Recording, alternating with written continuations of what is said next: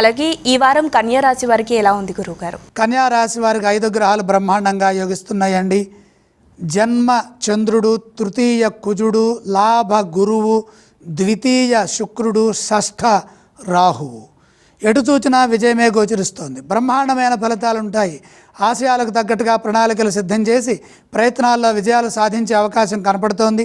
సకాలంలో బాధ్యతలని ప్రారంభించడం ద్వారా లక్ష్యాలు సిద్ధిస్తాయి. ఉద్యోగుల్లో విశేషమైన కార్యసిద్ధి గోచరిస్తోంది. గతంలో ఏర్పడిన ఇబ్బందులు తొలగుతాయి. అధికారుల నుండి సరైన గుర్తింపు ఉంటుంది. ఆత్మవిశ్వాసంతో ధైర్యంగా బాధ్యతలని మీరు నిర్వర్తించడం ద్వారా ప్రశంసా పాత్రులవుతారు. మీరు ఏది అనుకుంటున్నారో అందులో విజయాన్ని పొందుతారు. బుద్ధి బలాన్ని ఉపయోగించి పనిచేయడం ద్వారా మేలు జరుగుతుంది. ఇదే విధమైన కృషి వ్యాపారంలో కూడా చేయండి.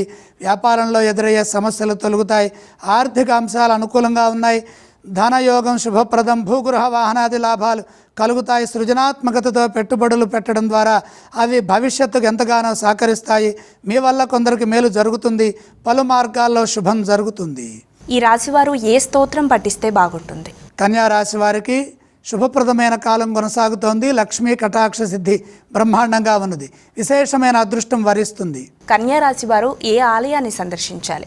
లక్ష్మి దర్శనం చేయడం ద్వారా మేలు జరుగుతుంది. ఏవేవి దానం చేస్తే బాగుంటుందంటారు గురువుగారు ఈ రాశి వారికి? దానాలు అవసరం లేదు.